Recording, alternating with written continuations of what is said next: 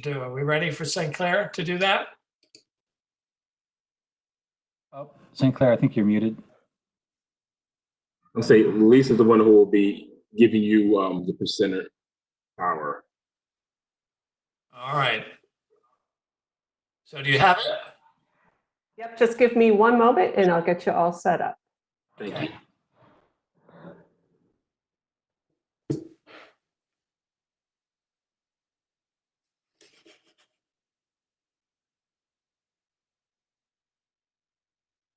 Hey, it's Marianne. I'm here. Can you hear me and see me? Yes, we can hear you and see you. Yes. Okay. Okay. John, you have presenter rights. Okay, can you see the PowerPoint there in front of you? Hello? I cannot see it yet, John. No, I can't see anything either. Let's see. Is it, let's see, do we have to, where's that share? The box next to the camera. This is Barbara. Can you hear me? Yeah, hi, Barbara. Okay, hi. Share, I see up on the top, there's a line item. Oh, there. That's working. There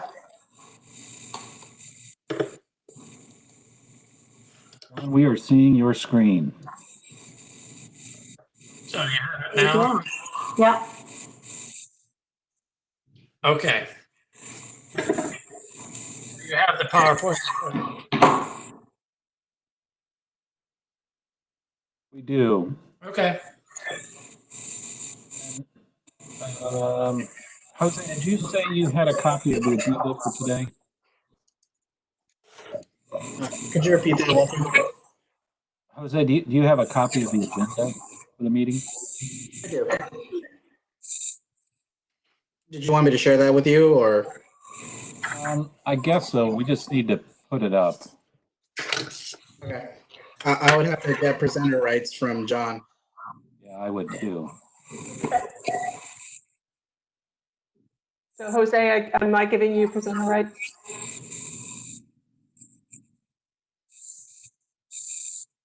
Yeah, why don't we switch to Jose and Jose for presenter rights, and Jose, if you could put the agenda up, because we'll start with that.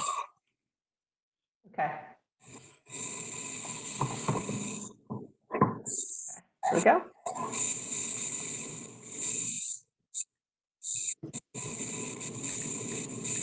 Should I also ask everyone, if you are not talking right now, to please mute so we have better audio quality? I can do it.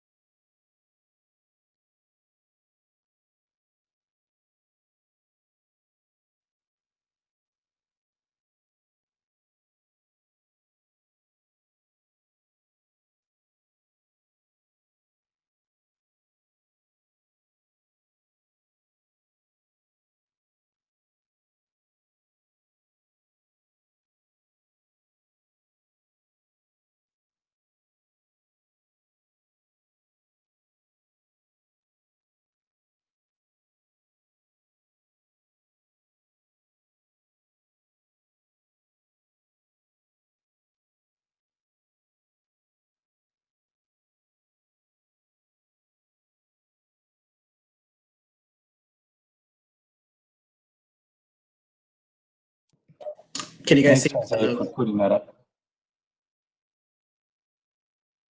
Yeah, that looks good. Okay, so just I want to make sure we know who's got these documents. We just saw John Carter and his PowerPoint slides. I believe who has the Who has the PPD slides? St. Clair Williams here. I have the slides for our presentation. All right, great. Thanks, St. Clair. And then task force rules and responsibilities. Jose, do you have that one? Is that I have that as well. I could pop it up to prepare it. okay? Okay, so just be ready to do that when we get there. And then the draft topics and schedule. I have that as well. Okay, good. It's down there on the second page. All right, excellent. Okay, good. I think we're good to go.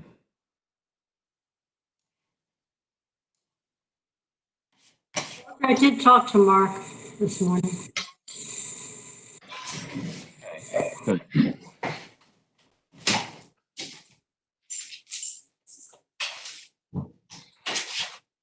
For folks logging in, we have about 18 panelists, and we'll just wait for everybody to log in until after 7, then we'll get started.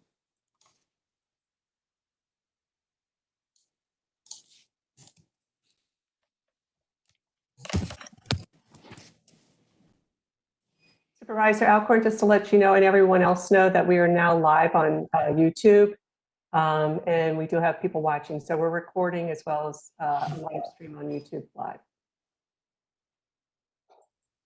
Thank you, Lisa.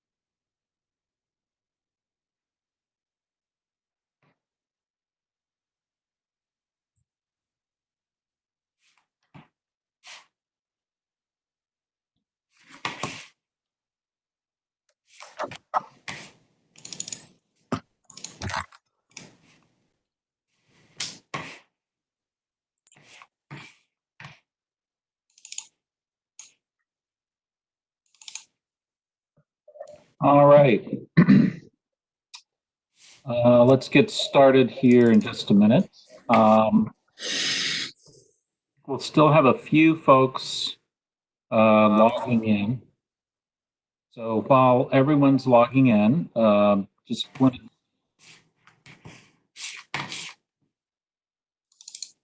everyone can see the agenda for this task force.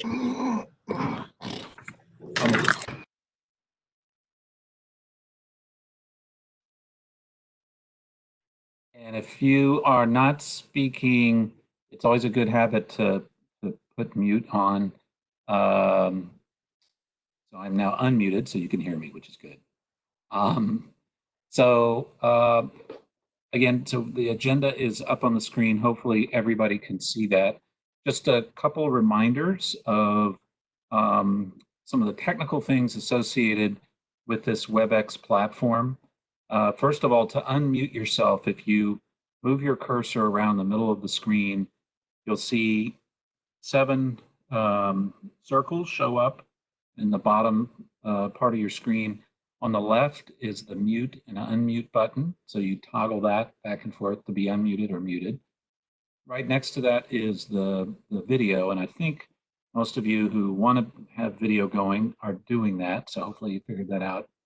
The button in the middle, which looks like a person with 3 plates, is for participants. So if you click on that, then it brings up, if you're a panelist, then it brings up on the right of your screen a list of everybody that's logged in that's a panelist. We now have 31 people. That includes task force members, alternate task force members, county staff, and whenever we have speakers, we'll also have speakers in that list. We don't have any special speakers tonight.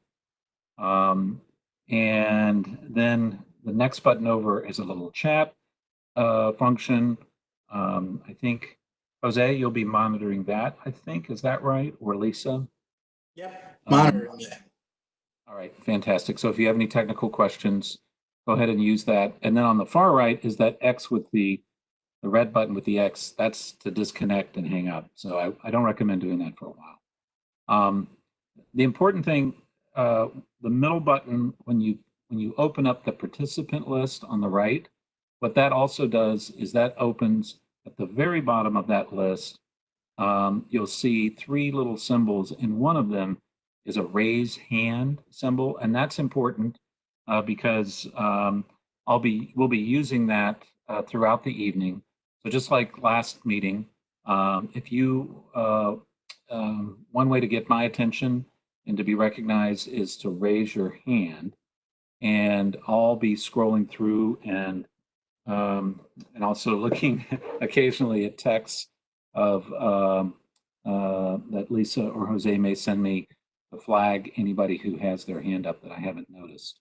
So let's go ahead and use that. So that's the technical side of this. Does anybody have any questions about the WebEx system at this point?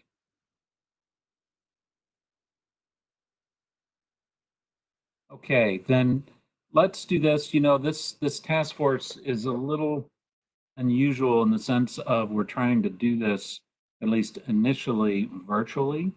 So it doesn't give us the opportunity to basically be in the same room and to have more informal conversations. And unfortunately, for those of us that don't know each other, it's making it a little bit more challenging because it is such a structured environment. So one of the things I wanted to do was basically to go down the list and have everybody introduce themselves again. So say your name, and if you could, just give a couple of sentences on how you've been involved, if you've been involved in land use matters, rezonings, you know, maybe you've been an attorney for developers, you know, maybe you've been on Reston Planning and Zoning Committee, maybe you're somebody in the neighborhood that actually has paid attention to this stuff, or maybe you have done something else that has basically caused you to be active enough that you end up on this task force. So just want to give everybody a chance to say a couple sentences about themselves, particularly anything relating to land use. And let's go around and start to get to know each other a little bit. So I'm Walter Alcorn. I'll just go ahead and start. And I've been working on land use matters at the county level, now on the Board of Supervisors, and previously I served for 16 years on the Fairfax County Planning Commission. So I've spent a little bit of time on land use. Lisa and Jose, I'm going to skip both of you guys. They're both in my office, Lisa Connors and Jose Vilcid. I won't force you to go through this. But let's go down alphabetical order. Alvarez, can you introduce yourself quickly and say a couple of sentences? Sure. Alvarez Lasan, 43-year resident of Reston. No direct land use itself. Retired Department of Justice trial attorney in the tax division, president of Reston Optimist Club, the Reston Community Council, I worked for RA for a while and for RCC dealing with public affairs and people issues, and been involved in a lot of different things. I'm the assistant chair for the Fairfax County Police Chiefs Diversity Committee. A lot of interest in Reston in what we do, but not specifically land use at this point. All right. Thank you so much, Alvarez. Appreciate all the community work that you do. Barbara, I'm going to skip over you. It's a short meeting. I'm just kidding. Bruce Rimell, can you go next? Can you hear me? I can. Good. I'm Bruce Rimell. I am a member of Reclaim Reston and Coalition for a Planned Reston, both of which were involved in a variety of land use issues. And I am a member of the Reston Association Design Review Board. Thank you, Bruce.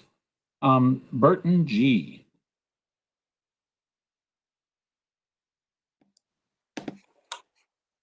There you go, Burton. I missed some of the introduction, so I'm not sure what you're looking for right now. Just give a couple of sentences about you, in particular, anything you might have done in terms of planning or land use or anything like that. Okay, sure. Yeah, I'm Burton Griffith. I was on the Pedestrian and Bicycling Advisory Committee for the Reston Association for several years. And so I got to be familiar with the importance of this comprehensive plan document because of that. I have lived in Reston for about 10 years, and I bike and walk and drive and run around the area. So I don't have any expertise per se in this subject matter, but I'm hoping to help you all. Excellent. Thank you, Burton. Charles Colby. Hello. Thank you, Charles Colby. I'm here representing Hunters Green Cluster. I'm on the board of the cluster.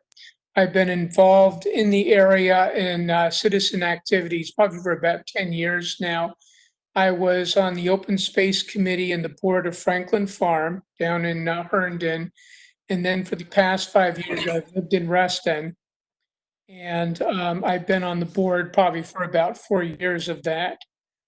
Very interested in the subject. I followed a lot of the developments involving the Reston National Golf Course zoning status. And I guess I was the lead person in our cluster and went to all the hearings and studied all of the documents, became very familiar with the master plan and the process. So I'm very interested in the vision of what we have going forward. Thank you very much, Charles. Next is Charles Kapur. Hi, good evening, everybody. Charles Kapur. I've been working in Reston for about 10 years now. Up until last fall, I was a community banker here in the area, volunteer for a number of organizations. I currently serve on the board of the Greater Reston Arts Center. And in October of last year, I took on the role as CEO of the Greater Reston Chamber, and personally no direct land use experience, but in my current role, looking to learn more about both the history of what was done in the previous iteration of this effort, and then just getting to hear all of the thoughts and perspectives for everyone on this task group as we come together to achieve that consensus you talked about at the last meeting. Fantastic. Thank you, Charles. Okay, I'm going to skip over Chris Caperton. Forgive me, Chris with Department of Planning and Development. Let's go to David Gill. Sure. My name is David Gill. I'm actually a land use attorney for the past 15 years, 14 years, most recently with the firm called McGuire Woods, and the last year with my own firm, Wire Gill LLP. And I'm here on behalf of NVBIA, which is the home building industry's representative on this task force. I also live in Reston. My kids all go to South Lakes, and served on the previous iteration of the Reston Task Force. So looking forward to hearing the discussion and moving this process forward. Thank you. Great. Thank you, David. Let's go to David Vanel. There we go. Hi, David Vanel. I've lived in Reston since 1979. I got involved about 20 years ago with the Planning and Zoning Committee and served on ad hoc volunteer things with the Reston Master Plan before this, and anxious to get a look at what's coming. Wonderful. Thank you, David. Okay, Dennis Hayes. Okay. Good evening, everybody. Again, Dennis Hayes. Been in Reston more or less since 1979 also. Currently president of the Reston Cities Association. I'm also active with the Friends of the Library, former president of Reston Runners. On land use, I know more than I ever thought I would, but much less than I would like. So, doing that. Thank you, Dennis. Gary Maupin. Hello, everyone. Gary Maupin. I've lived here in Reston Town Center since 6 years ago. Before that, I was in various places, Fairfax and so forth, since 1951. I've been interested in land use for the last couple of years and been to lots of meetings on lots of subjects and find it very interesting and hope to add a little perspective from a resident of Reston Town Center. So thank you. Thank you, Gary. Let's go to Jan Bradshaw.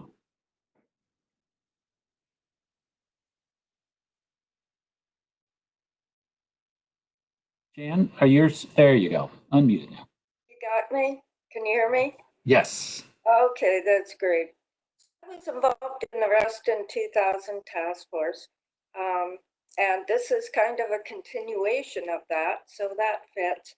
Also, in my role, Southgate Community Center, I was involved with that when it was just a pool. And so I was able to watch how they developed that into a building and got all the permits and that sort of thing. Right now, Lake Ann Coalition and my condo, we're redeveloping a ball field, trying to make it a nice pathway to discourage people loitering. And that's involving land use as well. So I have a little bit of everything. All right. Thank you, Jan. You're welcome. Jason Beskey is next there. Hello. Can you hear me? Yes. Okay. Hi. Jason Beskey. My day job is as an urban planning consultant. So very familiar with comprehensive plans, and hope to bring some of that knowledge. I also teach adjunctly at Virginia Tech, the National Capital Region, in planning. And I live somewhere between North Point and Lake Ann, so I'm in North Reston. All right. Thank you, Jason. Thank you. Jennifer Juszczyk. Hi, I'm Jennifer Juszczyk. I've been a member or a resident of Reston since 2016. I have, printed out large development plans and have studied them. I've read the comprehensive plan. I have notes on it. As I think I said last time, I think you'll find that I'm a pretty detail-oriented person. Started a group last summer called Save Our Sunrise. We work on issues around Sunrise Valley Drive and the development that's going on there. Spoken before the Planning Commission, the Board of Supervisors, and certainly have knocked on Walter's door a few times here. Wonderful. Thank you, Jennifer. John, forgive me, but I'm going to skip over you. John Carter is our Hunter Mill District Planning Commissioner. But let's go to the other John, John Mooney.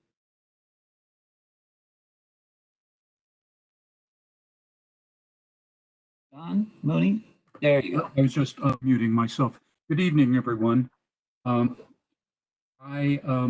representing Reston Association on the task force, and I've been a member of the Reston Association Board of Directors for a little over 3 years now. I worked in local government, as I mentioned last time, for about 3 decades, and in that I was very involved in planning in every community I worked in. But I am not a professional planner, but I've worked with planners all those 3 decades. And I was very involved in the planned residential community discussions from 2017 into 2019, and was very involved in the county RA dialogue or county Reston dialogue during that. And I'm also a member of the Coalition for a Planned Reston. Thank you. Thank you, John. Thank you. Larry Butler.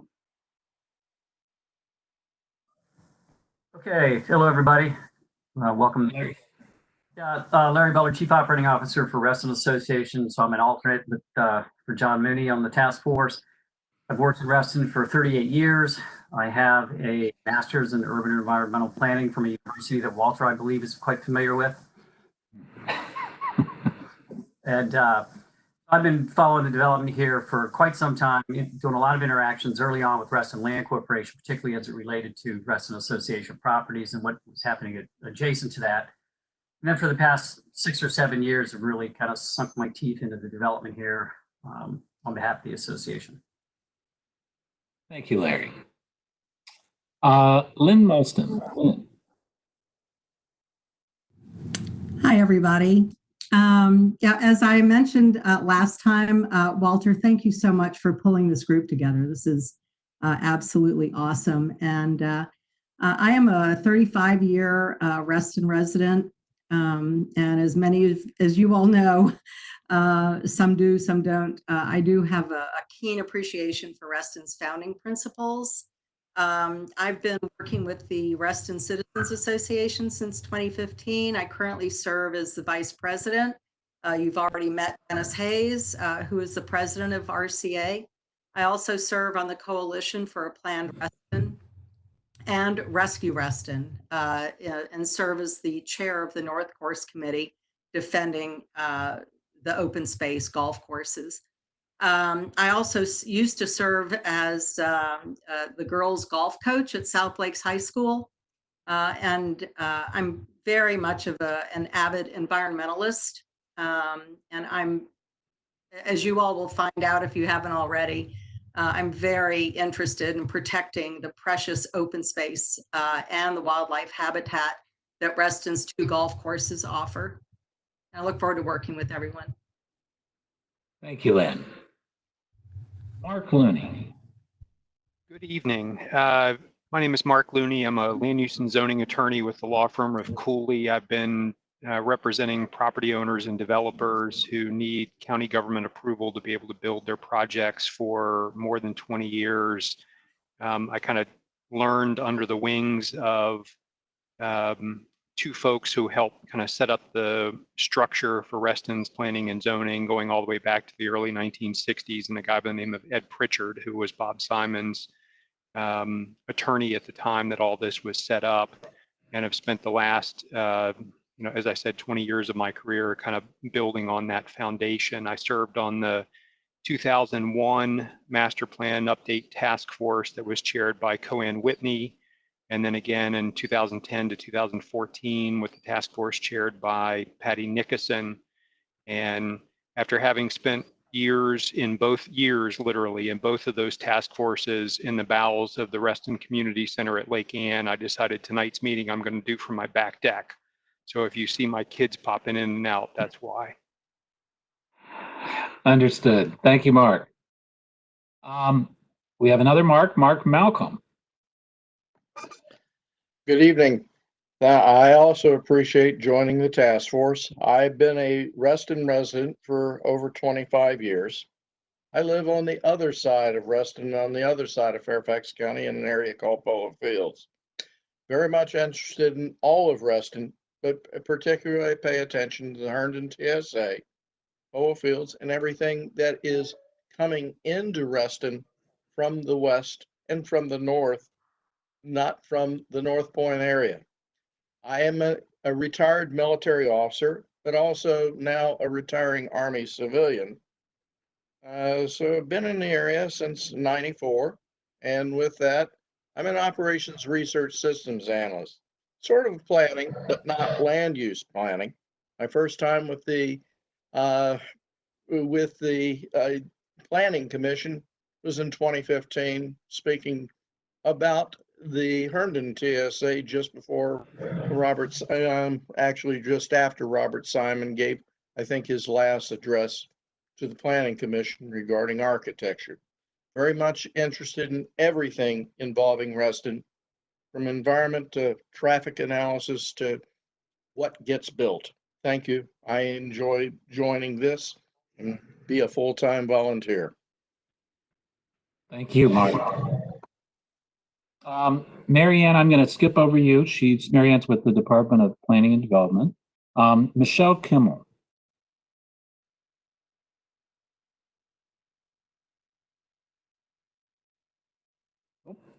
Try again.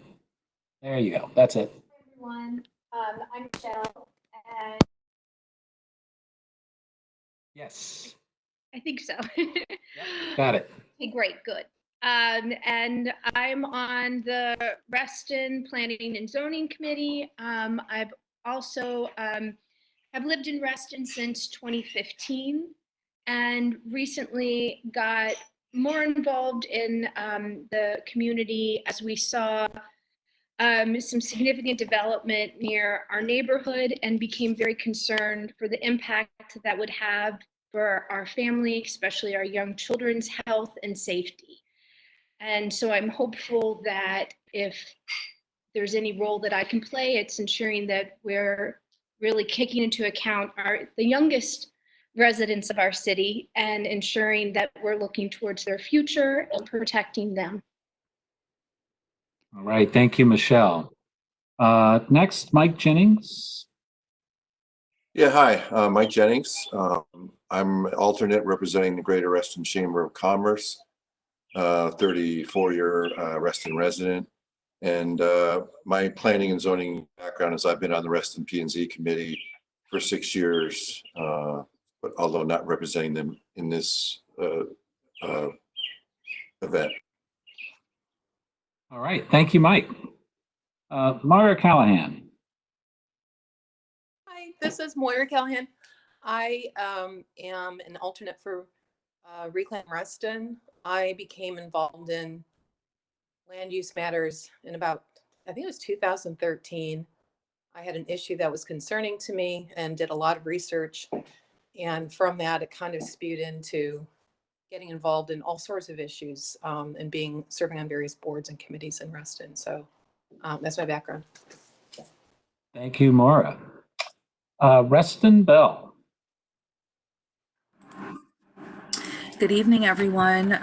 My name is Reston Bevel, and I am I guess at this point, almost 36-year resident and named for Reston. So as you can probably imagine, it's very personal to me, this space. My background is actually mental health. That's what my graduate degrees are in, and that's what the area I work in.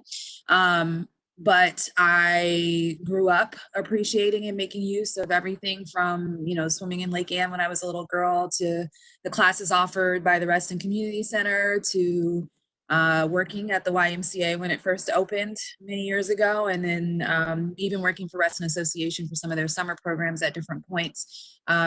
So very invested in the full usage, so to speak, of this space. I currently enjoy the convenient commute into the city using the metro, which is great and appreciated, but I also make use of all of our paths in our green space and enjoy that. And I'm often sending pictures to people who don't have the same benefit that we do. So I have interest in both the development, but also the preservation of this space, and beyond the space, also just kind of the culture of Reston and the way that our planning can shift or preserve the culture. All right. Thank you very much, Reston. You also have a super cool name. I know you've heard that before, but so Richard Cabellos, you want to go next? Hey, how you doing? Hi, hi everybody. Nice to meet everybody. Yes. So my name is Richard Cabellos, and I currently serve as the director of the Southgate Community Center. And I've been there for about 10 years and working with the county for a little over 14. But Southgate is definitely my home. I'm also part of the Southgate Advisory Council there with my friend Jan Bradshaw, and also a member of the Hunters Woods Neighborhood Coalition.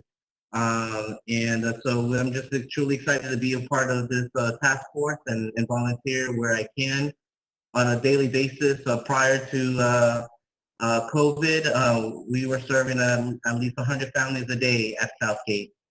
And so it's a really diverse community, and I'm really happy to be a part of this team and see and represent those families there in South Reston and the vibrant community we have and be a part of this amazing task force. So thank you, Supervisor, and thank you for everybody having me.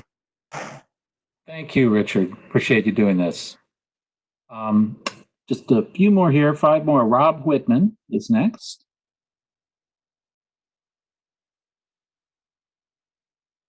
Rob? There you go. That's it. Okay. Yeah, so I'm Rob Whitman, and I am a Reston resident, and I also am a business owner in Reston, but I am very involved with Northern Virginia Association of Realtors. I was a board member, and I serve on many volunteer committees there. So I am here, land is impacted, or real estate is impacted by land all the time, so I'm here as that voice. But I'm also here as a resident and a business owner of Reston. Fantastic. Thank you, Rob. Sarah Godfrey is next.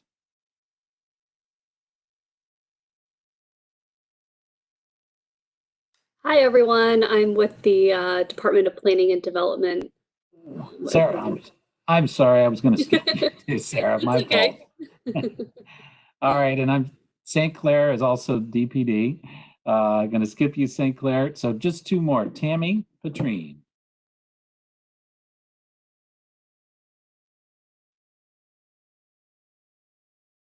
Tammy, go ahead and take yourself off mute. There you go. So sorry. Good evening, everybody. I am we're entering our 45th year of residency in Reston. I am chair of Reston 2020, one of the founding members. Also on the Coalition for a Planned Reston management group, and also currently a Reston Planning and Zoning member. I really appreciate this opportunity. I want to give a shout out to Reston Bevel, who last time brought up the issue of not only population, but a diverse population. That is one of the things that Reston was built on and that we hope is a goal of this task force. Thank you, Walter, for hosting us. Thank you, Tammy. Tammy, you might be the person on this task force that comes closest to knowing everybody else on the task force. Pretty much. Okay, thank you, Tammy. And then last but not least, Bill Penniman. Hi, so this is Bill Penniman.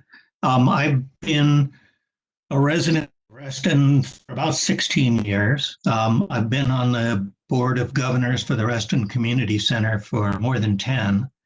I was on in terms of land use activities, I was on the Reston Master Plan Special Study Task Force, 2010 to 14. And since then, I've been on the Reston P&Z committee. Just in terms of one other activity I'll mention, and that is I'm also on the board of for the state chapter of the Virginia Sierra Club. So I have an environmental side to everything else. Professionally, I was an attorney for too many years and then retired. All right. Thank you, Bill. So I know that took a little while, but I appreciate everybody sharing some more information about yourselves. I think it's important for everyone on the task force to get a little bit of an idea about who the other members are, particularly the ones that you may not know. And so I appreciate that. Just to go through the rest of our agenda, John Carter is going to be showing a few slides in just a minute that will go over some of Reston's planning history. I know this is a review course for some of you, but it's important, I think, that we really get started in the substance of this task force by reviewing how we got here, at least planning-wise. After that, the Department of Planning and Development has a PowerPoint presentation that really provides some good background on the comprehensive plan and what it can do and what it can't do and how it relates to zoning and some other fun technical things like that that are really important, I think, for us all to be familiar with as we go forward. Next, we'll have a very brief conversation around task force roles and responsibilities so that we all know from the get-go and can talk about what our role is going to be as individual task force members and then as a group. And then I just lost the the screen, but Jose, what's the next thing on the agenda? The discussion of the draft topics and schedule. Okay, so that's the last topic is we're going to go over a set of topics that we're going to try tonight. We're going to see how far we can get. If things go quickly, we might be able to get set in terms of the topics that this task force wants to look at. If we don't finish tonight, we will continue that discussion 2 weeks from now. But I do want to give everybody a heads up. We're going to wrap up the meeting tonight at 9 p.m. So we have almost an hour and a half to go. And I do want to, we currently have, let's see, how many folks do we have? 37 attendees that are not task force members, but are watching. And the last 10 minutes or so of this meeting, we want to open it up.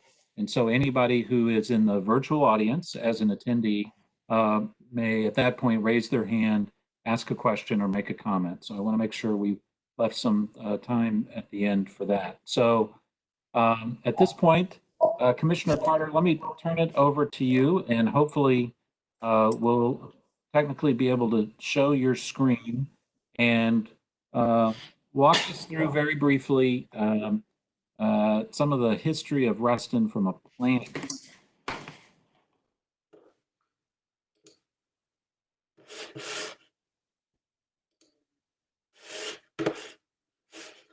So can you see the screen, sir? No, but we can see you. Let's see. How about now? Not yet. I believe it's the third button from the, there it comes. That's it. Okay. All right, so I'm John Carter, the Hunter Mill District Planning Commissioner, at least for the last 2.5 years. What you see on the screen is 3 diagrams. On the left side, this is the original Reston Master Plan from 1962. And then you have the plan of around 1990. And then the plan on the right is from 2015. So I'm not going to bore you with an academic presentation, but if you'll be patient for a second, I wanted to go back to what Robert Simon must have been thinking about in the early times. So on the left, you see what was called the Garden City movement, which was from London, and it gravitated to the US. And so you see the notion was a central city with self-contained areas outside. And this was what Robert Simon was thinking about when he purchased the land. They had a garden, and that's hopefully you can see the mouse and what these things would look like. And his favorite was Radburn in New Jersey. And what these places had was a mix of uses. They had placemaking, public and private open spaces. They had connections, so you would connect from your self-contained town to the central city. They had equity for all, this is housing for all, and then environment was an important feature. And this is Radburn here on the bottom. These are other of these self-contained cities. Then also what was going on in the early 50s, which was called the Wedges and Corridors Plan for the Washington region. It was really more a description of what was happening. So this is where the freeways went. You have the star shape, which is much like what Metro has produced today. And you see the red dot, which was Reston, which was from the 50s, at least designated as one of the opportunities for corridor cities.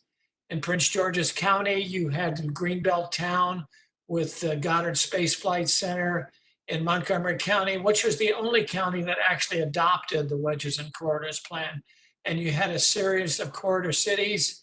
Two of them, Germantown and Clarksburg, were actually planned as new towns. And then in Virginia, of course, we have the Reston new town, 66 and the 95. The notion was you'd have development corridors surrounded by green space. So that's what was going on in Robert Simon's mind. Then also some of these towns, the early ones, he was not impressed with the architecture that was coming out of them.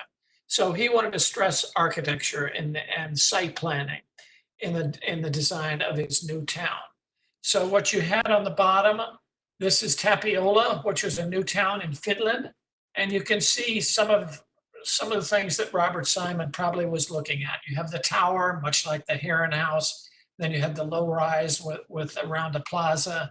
You had the big geyser and Geneva fountain that we have in Lake Anne now. And then you had Portofino, the Italian towns that he was impressed with, fairly dense around a public plaza for socializing. Then he was also interested in architecture. What were the famous architects of the day in the 50s now? So you had Clothiel Woodward Smith, who designed Capitol View Park that eventually became Waterview Cluster. You had Charles Goodman, who was interested in and designed what was called Holland Hills in the 50s. And the notion of that was certainly a modern architecture that they had, but the site planning was of a special note, particularly saving trees and green space. So now let's look at what became of it. So these are the 7 principles that Robert Simon had. I don't know that we need to go over them. Probably most of you are familiar with all of them, but this is how the town started. So you had 7 goals, opportunities for everybody, remain in a neighborhood throughout your life, the importance of dignity and equity for each individual, which would be the focal point for planning. People would be able to live and work. Commercial and cultural recreational facilities, that beauty, structural, natural is a part of the good life, and the ability, since he was a developer, of course, ability to make some dollars. Okay, so this is the original Reston concept. So what you have is the vision, which becomes this diagram, which had changed over time, although not significantly. 6,700 acres. Robert Simon was very clever. It was on the Dulles Toll Road. It was on what was called in those days the Outer Beltway, which went all the way around Washington, since has been truncated a bit and has become the Fairfax County Parkway. 6,700 acres, low to medium to high density of housing, 7 village centers, a town center, an industrial and office area along the toll road, and public and private open spaces. Then you had the rule, that was the vision. So then there were the rules, which was the PRC zone that was created. So all of the residential area became part of the PRC zone. In those days, Fairfax County didn't have this kind of zoning that would allow the full mix of uses that Robert Simon had in mind. So the PRC zone was created, and then the zoning for industry and government services was created. That's the gray area along the toll road. A feature of the PRC was a residential density cap. So as a developer, you had a total cap on the number of people per acre, but as long as you could move that cap around so that the village centers could be higher than, say, the Lawyers Road area, and the town center could be highest of all. You could move it around as long as you kept within the density cap and as long as you kept within the broad outline that you see in Reston. So that was the start of Reston. And that lasted for almost 35 years, up until 2000.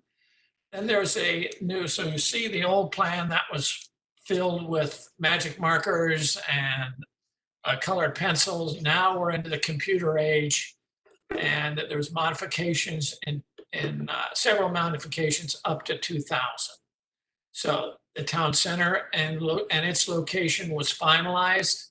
Now we're down to 5 village centers. Polo Field Residential and Woodlawn Park Village Center were added to the land. The toll road comes open for access to Reston, and then the metro was planned.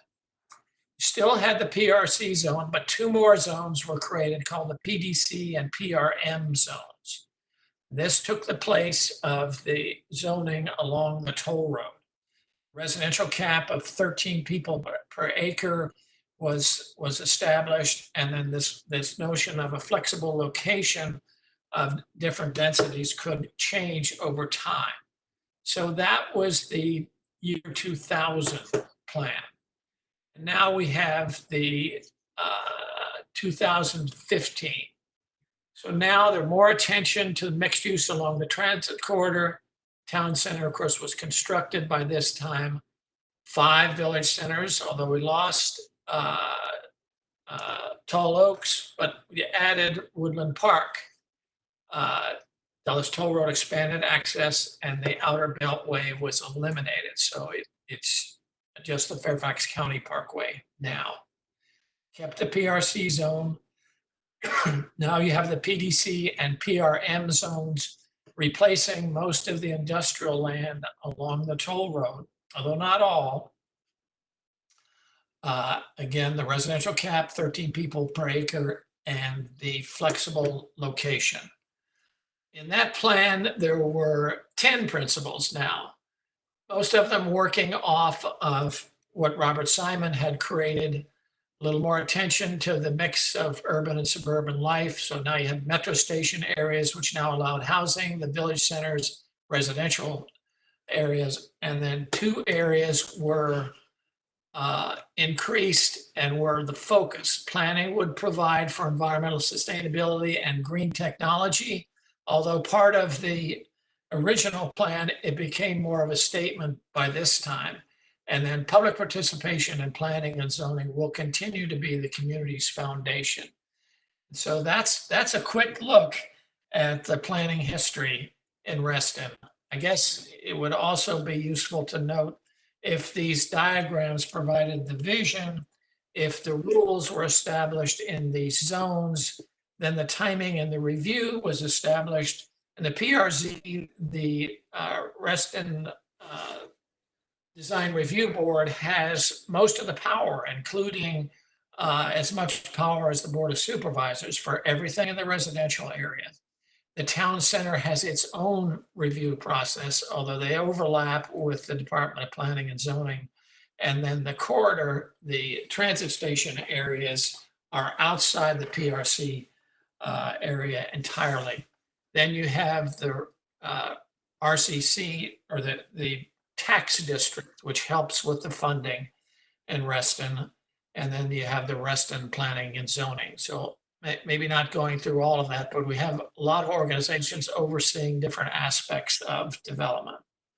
So with that, that's a very brief look at how we started and where we are today. Wow, thank you, John. That was, in my opinion, very good. Let me see if there are any questions or comments from any task force participants on anything in there. And while people are thinking maybe about a question or comment, we will be sharing these documents with task force members and either by email or up on the webpage or maybe both, but we'll let you know that by the end of the meeting. I see Tammy had her hand up. Tammy, do you have a question or comment? Yes, please. John, when you, did I mishear or I need a clarification, please, regarding the, I want to be sure that it is understood that in most of the PRC area, that the Reston Association Design Review Board has the power to control what things look externally. They do. To get approval, you must get approval from the Design Review Board as well as the Board of Supervisors. In a way, they have veto power over each other, but you have to have both of them.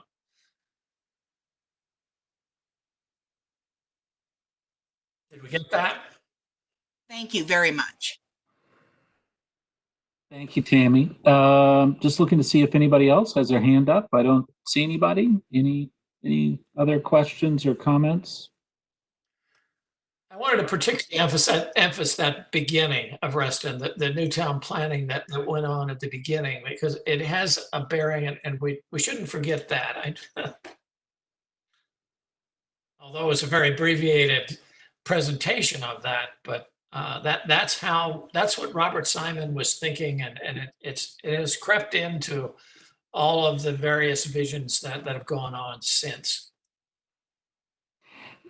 Yeah. Okay. I see. Yeah. Thank you, John. And I see there is a question in the chat. So, John, if you could address this, can you elaborate on planning principle number 3? That's development will be phased with infrastructure. And the comment, and this is from Lynn, seems the former is well ahead of the latter.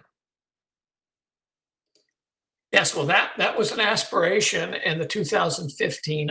I believe it's also in Robert Simon's, one of his goals. So now we're challenged in this in Virginia. The General Assembly controls this primarily. In places like Maryland, which is a home rule state, the state delegates to the localities all planning and zoning, and they have what's called a adequate public facilities ordinance.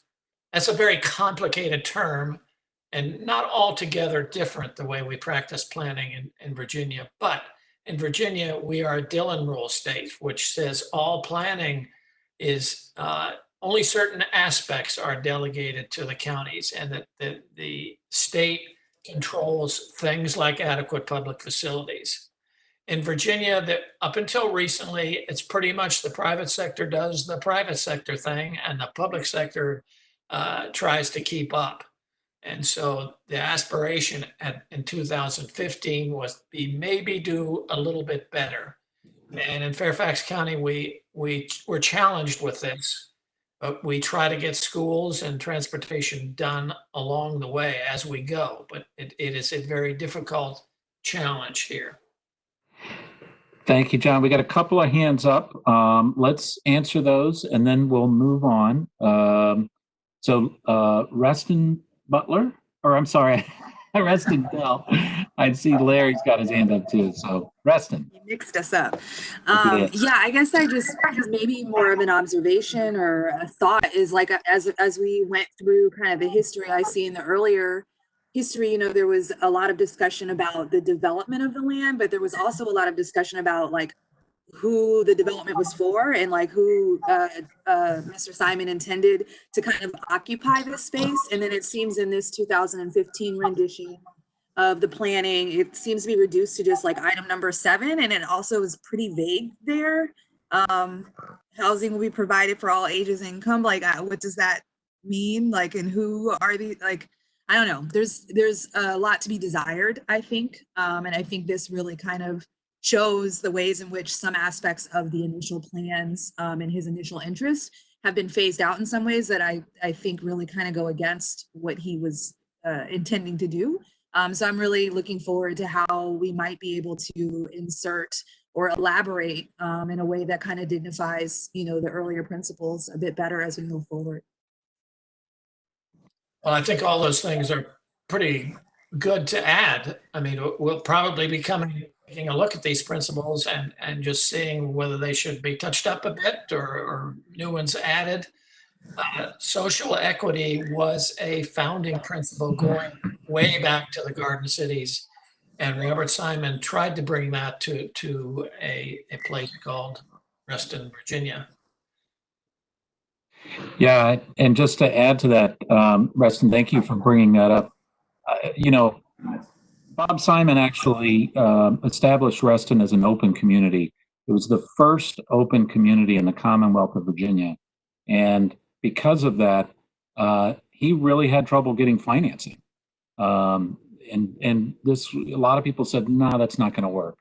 And after several dozen attempts, he was able to finally get somebody to finance it, but it was cutting edge. And I think thank you for bringing up the social aspect of the history of Reston is critical, not just in its original form and design, but frankly, it ended up being an attraction for a lot of us who came to Reston for that reason. So thank you for bringing that up.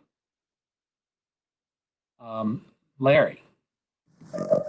Yeah, I just want to make I guess a little bit of a clarification. I think most people on this meeting probably understand this, but the former RCIG, the industrial corridor where the covenants were lifted, approximately a decade ago, is outside of the purview of the Town Center DRB or the Reston Association DRB. And so there is no citizens-based committee with any actual authority, kind of stopgap authority like the DRB or Reston Town Center DRB over the corridor. And so all the design decisions and all that is really left up to the county staff. I think that's an important distinction. Yeah, I would actually add it. Ultimately, it's the Board of Supervisors, Larry. But I would say, county, you're being very diplomatic. Thank you. And actually, there is one more hand that I do want to move on, but Mara, let's give you the final question here.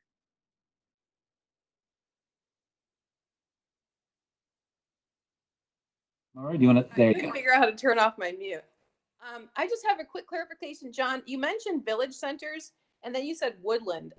Are you saying that woodland area is a village center, or it's a district? Can you clarify that? Well, it's both. It is the famous 5th village center. It took the place of Tall Oaks. Originally there were 7, and then we went down to 5, and then Woodland Park.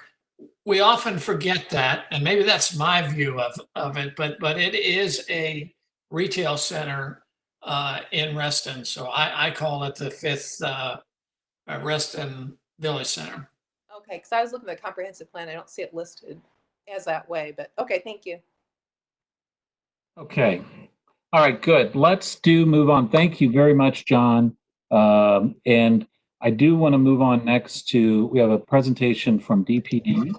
And let's see if we can flip that around and get that presentation up. So this has a lot of really good, solid planning and zoning information, and there may well be some questions after this. So let's see, who's showing? I guess this one goes to St. Clair.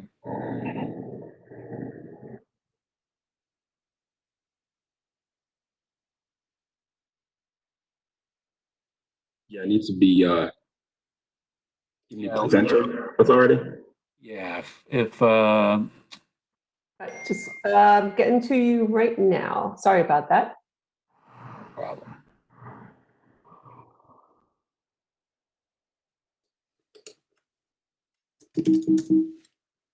All right, there you go, St. Clair. All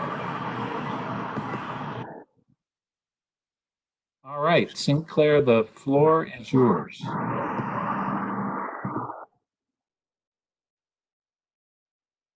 Good night, everyone. I'm Sinclair Williams, Department of Planning and Development. So we're going to give you some background, again, touching a little bit on what I talked to you last week about, well, last meeting about what the comprehensive plan is, give you some background on what has happened with the rest of the comprehensive plan throughout the years to get to where we are now.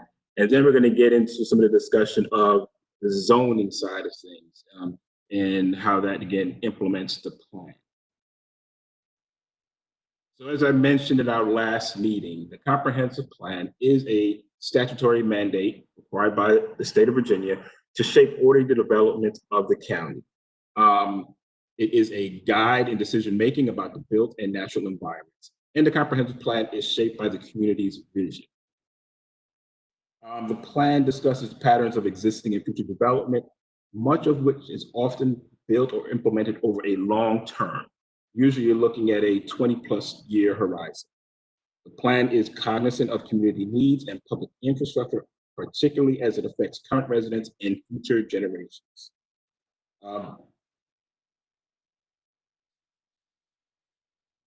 And it's comprehensive because it addresses multiple elements. In addition to land use, it also addresses matters such as transportation, public facilities, the environment, and affordable housing. And in Fairfax County, the comprehensive plan recommendations are extremely important as they are used by county staff, planning commission, and the board of supervisors to evaluate, to make recommendations, and to make decisions on rezoning and other land use applications. And the comprehensive plan is used throughout all development phases by a variety of bodies. Yeah, and actually, sorry to interrupt, St. Clair, but if you could go back to the last slide, the comprehensive plan is very important. I've heard some people jokingly refer to the comprehensive plan as sort of the Bible of Fairfax County in terms of reviewing zoning applications. So it is definitely the guide. Thank you. There's a good point, because, with rezoning applications, again, they have to be in harmony with the comprehensive plan. So it is very important. So Commissioner Carter gave a good history on the plan, so I'm not going to go into details on it. But again, rest as a plan really founded on the vision of Bob Simon and the 7 principles that Commissioner Carter spoke on. The original master plan was adopted in 1962. Also in 1962, the PRC zoning district was established, and that was to implement plans to develop Reston. In 1991, sections along the Dulles Airport Access Road were designated as suburban center. In 2001, transit-related development options were added to reflect the extension of Metrorail along the Dulles Airport Access Road. And then what we're really going to go into more detail on is in 2009, there was the Reston Master Plan, which was authorized by the Board of Supervisors. And that was a 2-phase process that brought us to where we are right now as far as the plan line for Reston. Again, so the first phase of the Reston Master Plan was, again, it began in 2009, and it was undertaken to evaluate the comprehensive plan guidance for the areas around the 3 Metro Rail stations in Reston. In October of 2019, the Board of Supervisors appointed a task force called the Reston Master Plan Special Study Task Force to work with county staff and provide input in developing recommendations for those transit station areas. The process involved almost 200 meetings, open and attended by members of the public, included open comment periods that allowed anyone in the community an opportunity to direct questions and comments to the task force and to staff. And there were also several community-wide meetings that focused on topical issues like the future of the transit station areas and providing updates on the proposed plan recommendations under development.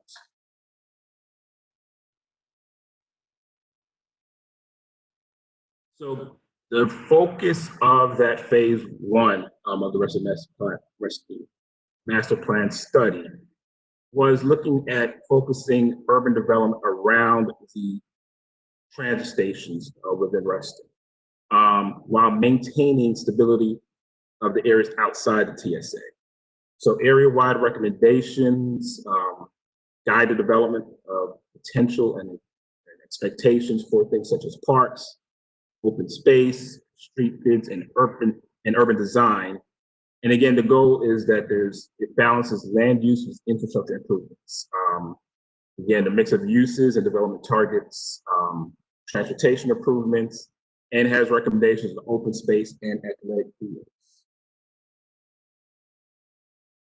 In regards to transportation, as part of that plan, there was a robust conceptual grid of streets that is planned. This grid is being evaluated under the network analysis study by the county's Department of Transportation. And with respect to parks, the plan has recommendations for 12 athletic fields, which should be provided to residents' park systems to accommodate new people. And in the event that a proposal is submitted to redevelop a neighborhood, the plan recommends that any proposal should maintain existing amounts of natural areas and existing mature canopy. Now, phase 2 of the Reston Master Plan study was, I believe, a 2-year process, and that focused on the PRC portion of Reston. It included the residential neighborhoods, village centers, and other commercial areas outside of the TSAs. That also involved a lot of community engagement through community meetings, and that plan was adopted in 2015.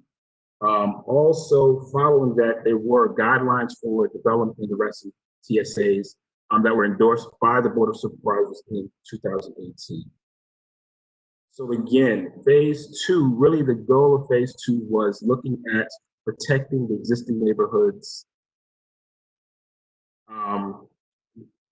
protecting existing residential neighborhoods outside of the transportation station areas. Almost all neighborhoods that could redevelop were replanned or say downplanned to retain their existing density and character, except for village centers in St. John Wood and Charter Oaks. Phase 2 also expanded the residential land use categories from 3 broad categories that allowed for a lot of flexibility in uses and intensities to 5 more detailed categories that limited redevelopments in most cases to existing built densities. It also established criteria to guide the review of any proposals that come through the process. Zoning often allows more development than does the comprehensive plan.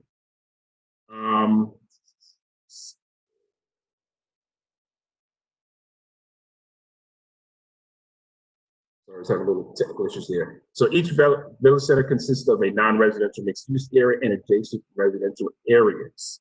The Hunter Woods, South Lakes, and North Point Village Centers had their plans adjusted, with adjusted residential development to potential of 50 dwelling units per acre in non-residential and mixed-use areas.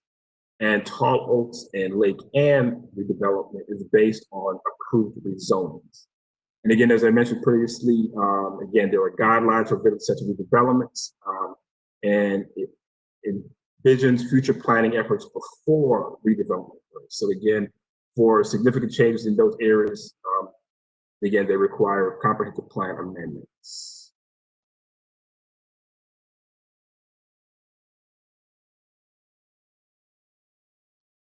What we have here is, again, following the phase 1 and phase 2 of the Reston Master Plan study. This was the resulting Reston Land Use Plan, which is the current plan, showing the various land use designations within Reston. At this point, now we're going to go and switch over to talking more of the zoning side of things. And Mary Ann Ty from the Department of Planning and Development is going to provide that information too. Thank you, St. Clair. Again, my name is Mary Ann Ty with the Department of Planning and Development, and I'm going to go over zoning with you this evening. Zoning in the county is the zoning ordinance. It is a regulatory document. It is not a guide for development like the comprehensive plan. If you could go back to the next slide, please. It's a means of implementing the comprehensive plan. It includes text, zoning text. It also includes the zoning map, which you see in front of you, one page from the zoning map that shows the government center area. The zoning ordinance also regulates the land uses that could occur in a particular zoning district. And it also regulates where structures can go on a particular property. All property in the county is zoned to a specific zoning district. And the zoning of a property can only be changed by the Board of Supervisors through the public hearing process. On the next slide, we see that in Reston, it is zoned to the PRC district. The majority of Reston is, and that's what you're seeing on the graphic. The darker green areas are the PRC areas, and this consists of the residential neighborhoods, as well as the village centers and commercial areas, which includes the convenience centers. The transit station areas shown in the light green areas along the Dulles corridor are mostly outside of the PRC district areas, and they're primarily zoned to the PRM and to the PDC districts. Reston Town Center is zoned to the PRC district, but it's also located in the transit station areas. And then also on this slide, you'll see the village centers that are highlighted a little darker in hatched colors. So there's 5 of those village centers in Reston. On the next slide, this is a summary of planning and zoning. So again, St. Clair talked about the comprehensive plan as a guide for development. It contains general countywide as well as site-specific recommendations. And it talks about the types of land uses and the amount of development that's recommended. The zoning ordinance, in comparison, is a regulatory document. It implements the comprehensive plan. It contains zoning districts, such as residential zoning districts, commercial zoning districts, and planned development districts. And those districts are exemplified here. And the zoning ordinance also sets requirements for uses, setbacks, height, and open space. And rezoning proposals are typically brought forward by property owners in response to market conditions, and they're also evaluated for conformance with the comprehensive plan. Hey, Mary Ann, this is Walter. Let me jump in here. Go back to that previous slide. Just to underscore that last sentence that you just said, that's at the bottom of that slide. I like to say that zoning is usually a one-way street. With very few exceptions, zoning is only changed at the request of the property owner. Particularly there's a little bit more flexibility in the comprehensive plan, that because zoning is a regulation and carries the weight of law, in a property rights state like Virginia, it's extremely difficult once a property is zoned to undo that zoning, at least until and unless the property owner requests it. So thank you, Mary Ann. Thank you.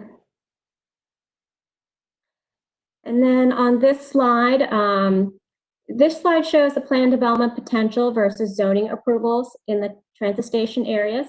And so we start off in 2010, because in 2010, that's when the phase 1 Reston master study was undertaken. So at that time, the existing uses are shown versus residential and then the non-residential.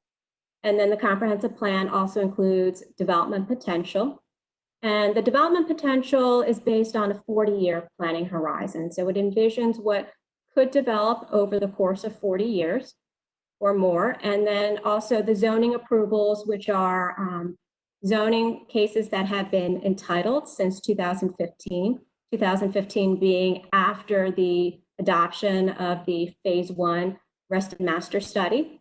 And then the last column shows you how the existing land uses plus the approved zoning, what that totals for each of the different types of land uses, residential and then your non-residential.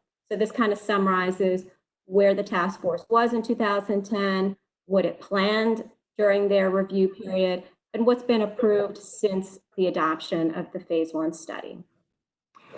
And Marianne, this is Walter again. So this is, I think, a very important slide. It's got a lot of, I think, good information.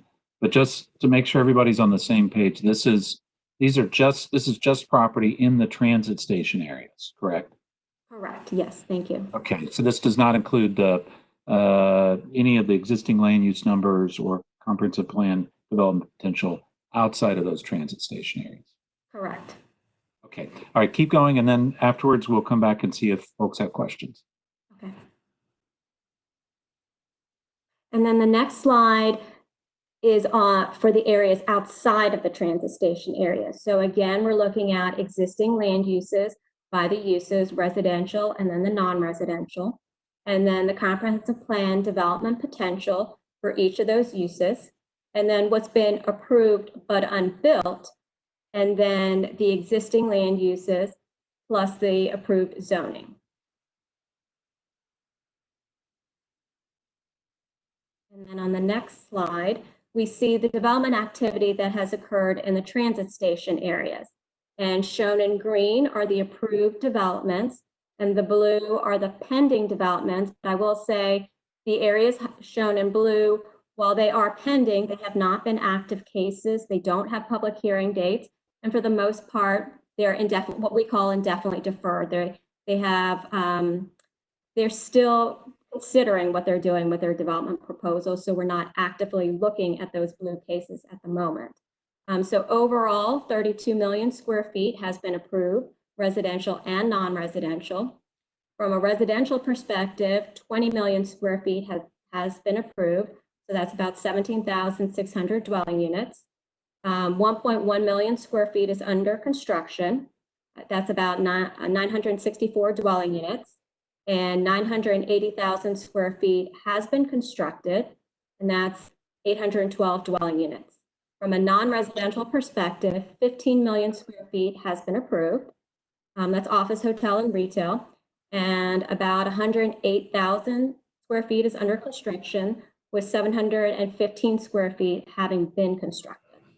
And again, this is in the transit station areas. And the next slide. A summary of development. Again, the residential neighborhoods are planned to be retained at their existing densities and character.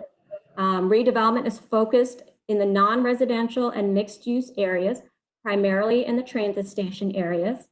The evolution of Reston's TSAs is planned to occur over a 40-year planning horizon or more, and only a small portion of what has been entitled or rezoned in the transit station areas has developed. And many of the transit station developments will be developed in phases over 20 or 30 years and may require modifications to the existing approvals based on further engineering or because of market conditions. Next slide, please. And then considerations during the rezoning process. We're looking at conformance with site-specific and policy recommendations in the comprehensive plan, the impact on public facilities and infrastructure, neighborhood compatibility, mitigating impacts on adjacent properties, and creating a cohesive sense of place among properties, conformance with the design guidelines for the Reston transit station areas, including the overall site design and streetscape, and consistent treatment of applications. Okay, Marianne, thank you. I believe that's your last slide, correct? Yes. Okay, and just to keep this slide up, and then I'll go back to folks with questions.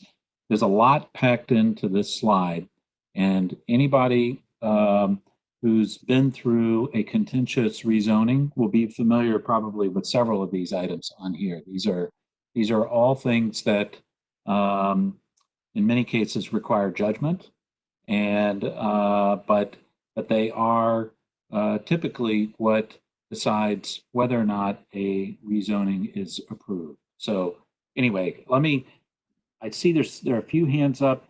Tammy, did you still want your hand up, or was that from last time?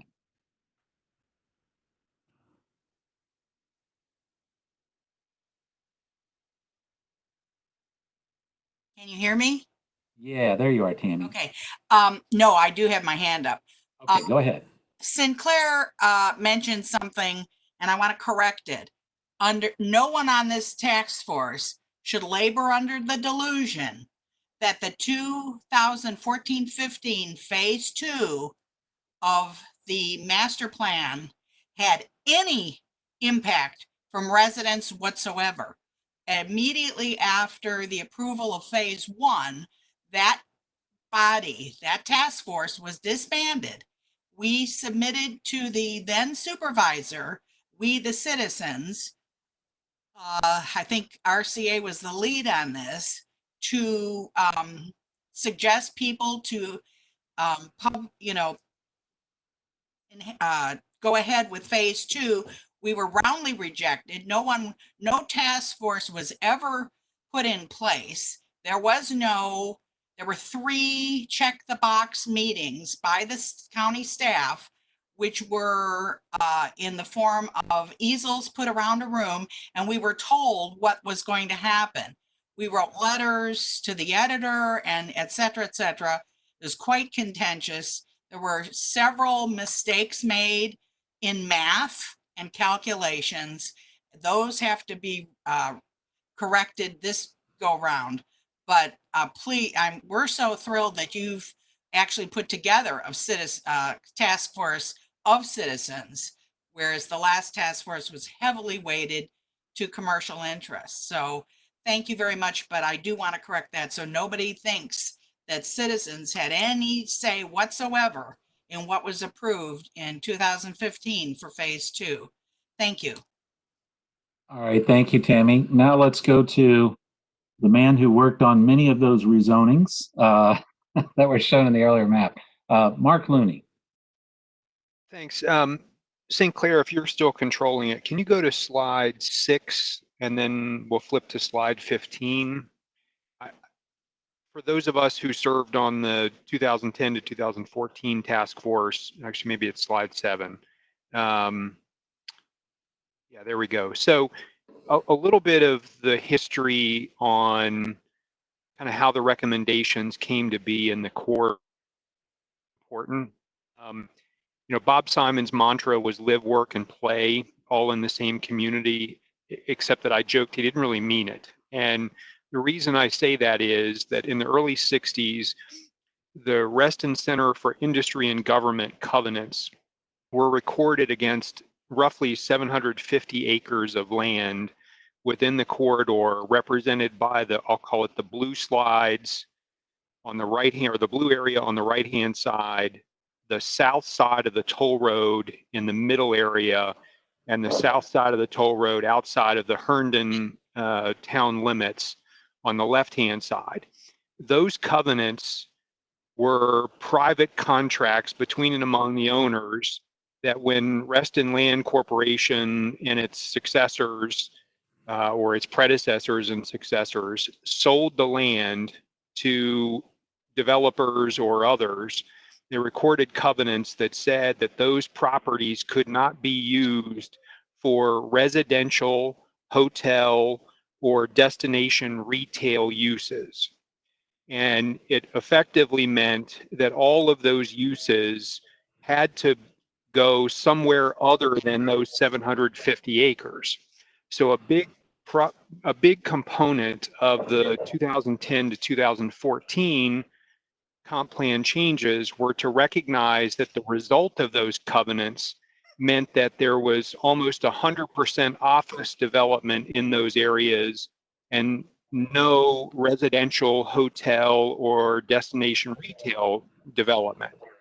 And in talking to the transit experts at the county and in other, I'll call it academics and otherwise, one of the things that task force focused on was creating a better jobs to household ratios within the blue and the gray and the red areas by encouraging principally new residential development to the exclusion of new office development in most of those areas. And so if you then fast forward to slide, I think it's 15 or 16, the result of that is that the comprehensive plan's recommendations are to eliminate existing and approved office from roughly 41 million square feet down to 29 million square feet by taking out office and increasing the amount of residential in order to better balance the transportation impacts of the development, because the experts that we all talked to and heard from said that the best way to reduce the transportation impacts of new development is to better balance the jobs and households ratios. And so we tried to get to a point where we were balancing the new amount of residential with a removal of a similar amount of office, so that we were actually creating a place where you could live, work, and play in one location,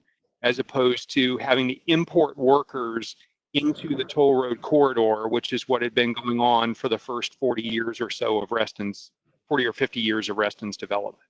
And so that's why I think these charts are important. And I invite David Vanel and Bill Penniman and Larry Butler and David Gill and others to chime in, because this was a large part of why we had 200 meetings between 2010 and 2014, was to focus on these numbers very specifically, not just in a totality basis, but in each of the transit stations and on each side of the toll road. And that's why there are development targets within each of the TSA areas that focus in on what's the correct mix of land uses in these areas. Thank you, Mark. Lynn Molston. Lynn, you have your hand up?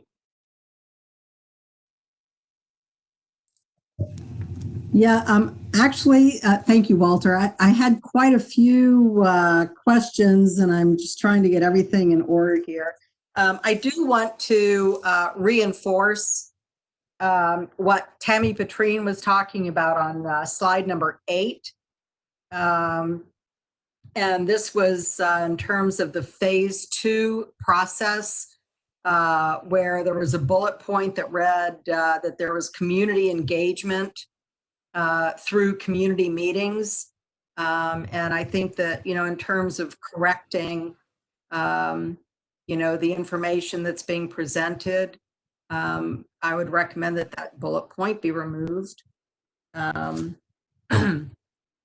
think that I think with slide number 13 that Marianne Sy, and I just want to give Marianne a shout out. She has been so awesome in terms of helping me get information from the department back when it was planning and zoning. But thank you so much, Marianne, for all the hard work that you do. But there was something on this slide that I didn't think really showed the zoning for the golf courses. And I just think that, some of these concentric circles around the Dulles Toll Road that you see here, there are hard stops in terms of development where it bumps up against the open space. So I just wanted to call that to the attention of everyone on the comprehensive plan, because that's why I'm here. All right. And then the one last thing that I just wanted to talk about, and this was something that St. Clair was talking about, and this is, and I've been working with, civic organizations for a while, and I just think that when you talk about the Fairfax County Comprehensive Plan and the Reston Master Plan or the Reston Comprehensive Plan, I think that there are a lot of, there's just a lot of vagueness that goes across the delineation of what exactly do those terms mean. And when I've gone to some of the public hearings, I think that the Reston Comprehensive Plan gets lumped into the Fairfax County Comprehensive Plan. And I think that that is a point of, I think that it's a mistake for the uneducated, that this is an opportunity for us to further clarify what those delineations are. So thank you. Thank you, Lynn. Yeah, I think, I think historically it has, well, for a number of years, the Reston Master Plan was actually incorporated into the Fairfax County Comprehensive Plan. And it basically, the County Comprehensive Plan said, see this master plan. And that changed, starting in 2001 when the transit station area development was allowed in there, but then in a much more comprehensive way from phase 1 and phase 2 ultimately being approved. But Lynn, I really appreciate you flagging that because the terminology is really important. And I think for us to be on the same page, let's keep that in mind as we move forward and help each other out as sometimes we might use terms that may mean different things to some people than others, just so we can stay on the same page. Thank you. So, thank you, Lynn. Let's go to John Mooney. Mooney, working up the alphabet here. Thank you, Supervisor Alcorn. I'll be brief. I'm going to mention two things that are of considerable concern. One is that I want to, in discussing the relationship between the comprehensive plan and the zoning ordinance, specifically the planned residential community zoning ordinance, I think we need to emphasize what our Planning Commission representative, commissioner from our district, John Carter, said last week, and that is the comprehensive plan is a policy guideline until it isn't. And he mentioned that in the case of planned development zoning districts in the Fairfax County Code, and that is Article 16-101, it requires, under the zoning ordinance, requires that certain key measures in the comprehensive plan not vary, but be honored. So there is a more complicated, there is a more intense, rich, from one perspective, relationship between the zoning ordinance and the comprehensive plan for planned development zoned areas, including the planned residential zoning. The second thing that I want to talk about, and in the course of the planned, the PRC ordinance amendment discussion that occurred between 2017 and 2019, research was done and shared between the county staff and with representatives of the Reston community, both RA and Coalition for Plan Reston. And one of the things we did was a careful analysis of the history of the 2014-15 amendment. And I will mention only one thing, that phase 1 actually was approved twice, not once. It was approved in February of 2014 at a certain level. And then it was approved again when it came time to meld phase 1 and 2, but there was a change, a massive change in the phase 1 numbers. There was a 31% in overall density for the TSA areas, and there was a 58% increase in residential only. So it was not simply a reduction of office to account for more residential. It was much more massive than that. And this was done at the very last minute without notice. There, as Tammy pointed out, there was no task force during phase 2, so there was no task force to report to. But none of the people that I was able to interview who were involved in this remembered being told ahead of time of this change. And when I talked to the two chief county staff persons in charge of the change, they said it was done administratively. So I think it is and I understand that this cannot be changed at this point, but I think it's important to say that this happened and to realize that that sets a framework within which what we do now has to be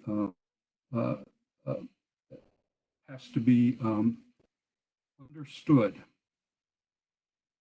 And I'm happy to share the detailed chronology and documentation of this. John, thank you very much. I appreciate those insights. On the first point, you are correct. There are in the PRC district in particular, there is a process for incorporating elements of the comprehensive plan into approved zonings, basically turn elements of the guidance into regulation. There are also analogous, albeit not as explicit, processes in other P districts besides the PRC, so PRM, PDC, but PRC does have the PRC plans where much of that takes place. So thank you for pointing that out. And I think on your second point and also Lynn's point, I think we have the opportunity during this process to address some of the shortcomings with phase 2. At least that's my hope. We have Thank you very much. Thank you, John. We have 2 more hands up, and then I do want to move on and start at least reviewing the different topics that this task force will be looking at. Let's go. Reston Bevel is next, and then Bill Penniman. I'll be brief. So this may be just me not being as familiar with development, but as I've been looking through all the charts and kind of listening to everyone speak, I'm just wondering where schools get factored into this, because I'm not seeing those kind of identified. And as someone who worked as a school psychologist and then also attended these schools, we've been, I know over the years, especially in Reston, busting at the seams as like our numbers have gone up quickly and a lot of schools have had to try to keep up with that. So really interested in knowing, perhaps from the community developers, how schools get factored into the numbers and consideration being made when you guys are looking at the proportions between residential and commercial and business and what have you. That's a great question. Who wants to take a shot at that? Mariana, I can take a stab at it. So during the development review process, when an applicant submits a zoning application, we send it out to the school system and they look at it as well, and they are a part of our review process. And so they're reviewing what is proposed. They're telling us what the school impact is, what mitigation we may need, they recommend a monetary contribution to offset the impacts of development. So we work hand in hand with the school system in reviewing a development application and really looking to them to provide guidance on impacts to the schools that development will filter into. And Barbara, Barbara, please. So Marianne gave a very thorough answer, but can I also add that we do the same thing when we do planning studies? I'm sorry for those who don't know, I'm Barbara Byron, Director of the Department of Planning and Development. So I just wanted to augment Marianne's very thorough answer to say that we do the same kind of collaborative analysis with the schools on planning efforts as well as on zoning efforts. So Barbara, just to follow up on that, there are sections of the comprehensive plan that flag the school site may be needed. Is that correct? Absolutely, yes. Yeah. And that typically is part of the essential infrastructure or public facilities that are incorporated in the comprehensive plan. Is that right, Barbara? Yes, we do parks. We talk to the fire rescue people. We talk to police, libraries, all of our public facilities and infrastructure needs, in addition to transportation. But in terms of public facilities, schools are number one. Always have been. Always number one. Thank you, Reston. So we will be touching on that, I believe, as well when we get into the topics. Let's see, Bill, go ahead next. Okay. I wanted to just pick up a little what Mark said. In addition to being told that task force needed to focus on creating some kind of balance of jobs and housing in an environment that had previously only been jobs, zero housing. The effort was made to make transit station areas the kind of livable, workable places where people, would mostly walk, mostly entertain themselves there and create placemaking, a balance of activities, restaurants and things that would also be attractive to the rest of Reston and someplace we would all want to go, hopefully. One of the problems we face in all these things is there are multiple landowners, and some are small, some are big, but it's hard to get all of them to pitch in on a coherent plan when they're each trying to do their own thing. One other thing, let me just mention, is the numbers we see. We were told many times by Fred Selden, of then the Department of Planning and Zoning, that when zoning is approved, while part of it will take many years to get to, only about 80% of it ever actually gets fully built out. So the numbers often look worse than we were led to believe they would end up. So. Well, thank you. Thank you. Yeah, and that is something we'll definitely be working through. So thank you for adding that insight. It is 8:38. I do want to, before we open it up for audience questions or final comments, questions from task force members, I do want to go into at least the first cut at different topics that this task force will review. So I'm not sure who has that document. I have it ready, Walter. Okay, so Jose, let's look at your screen. Okay, I just need Lisa to make me presenter real quick. Okay. You guys are too quick for me, just a second. No problem. There you go. So, and we'll go through this. And Tammy, I know you have your hand up. We'll come back to you just a sec. Can you guys? So this is very draft, and it's actually a little hard to read. Sorry about the size. But what I want everybody to focus on now is not the dates on the left. Oh, that's better. Thank you. But the topics here on the right. I want to make sure, and again, starting the discussion now, because we're not going to finish this tonight, but make sure that we're covering things. Now, these are pretty broad topics. So some of the things, for example, we talked about tonight are going to be subcategories of these things. And I'll just throw out, there's one thing that is not in here that we might want to do, and that is review of the Reston planning principles. Bob's original 7, those got expanded and revised. We might want to do, at least take part of a meeting or a couple of meetings and have those added. So as we go through, I guess Jose or anybody else, just kind of keep track of the discussion, and DPD staff as well. As you can see, we got topics. We just had some discussion of Reston's planning history. Transportation is a very big topic. Public spaces, public art. We have pedestrian and bicycle facilities, mobility and transportation improvements, planned population.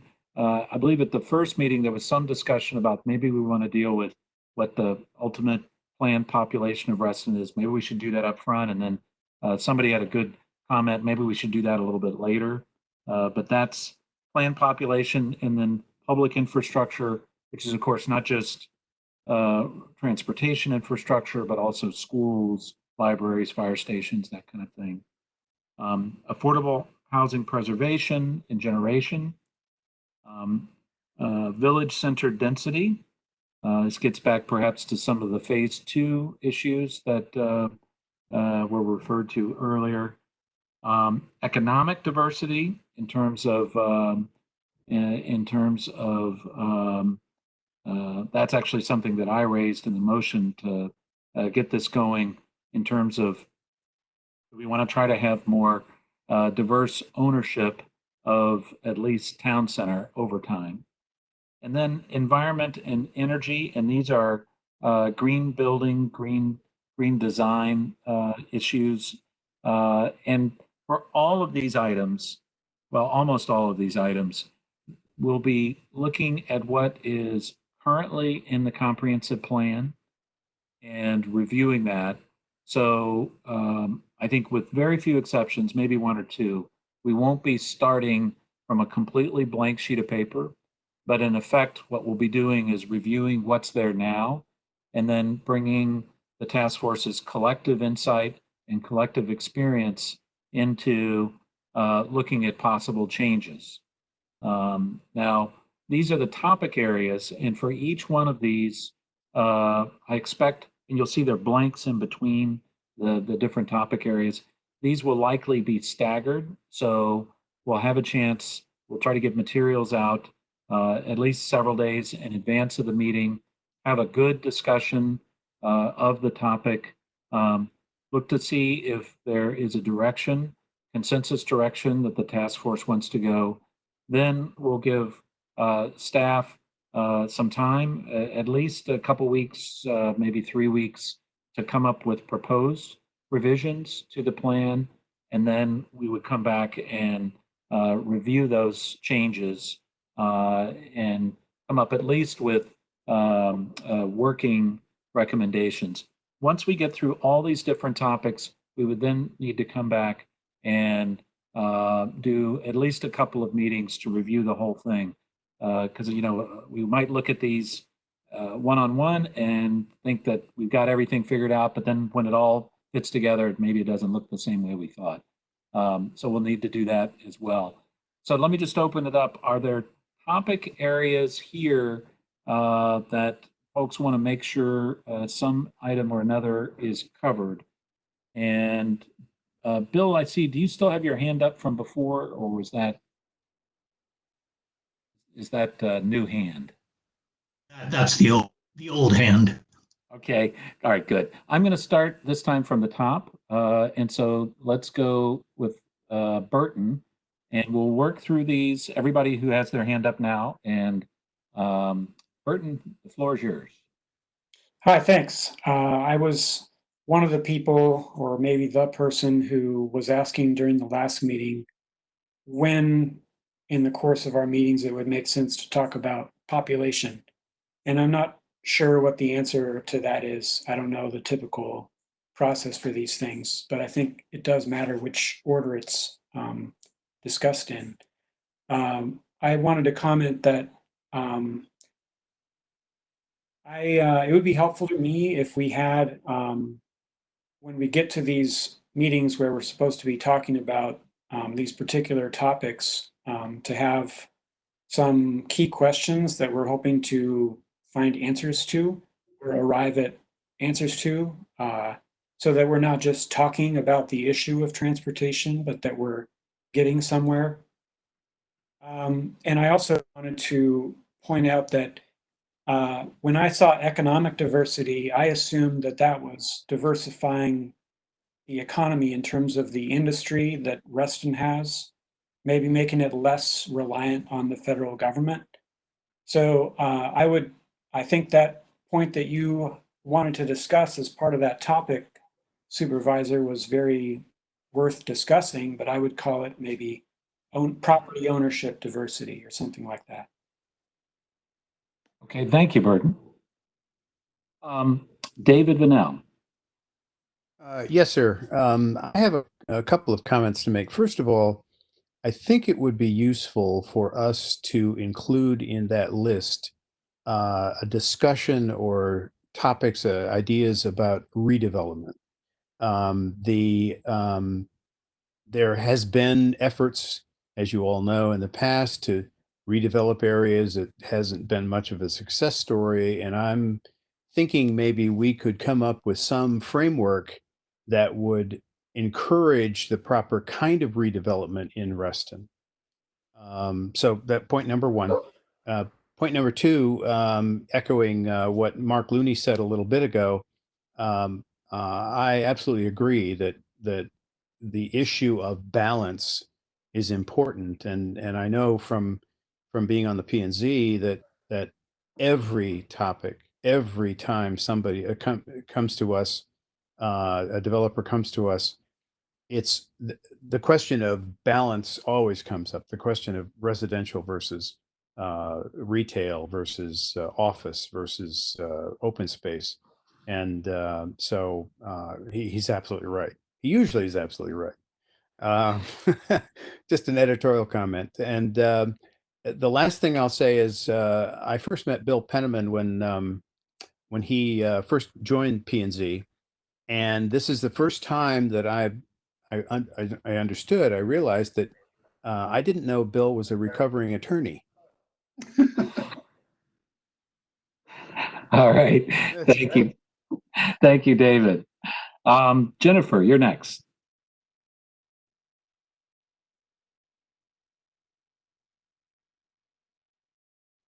There you are. Oh, Jennifer? Yes, I'm here. Sorry. There you go.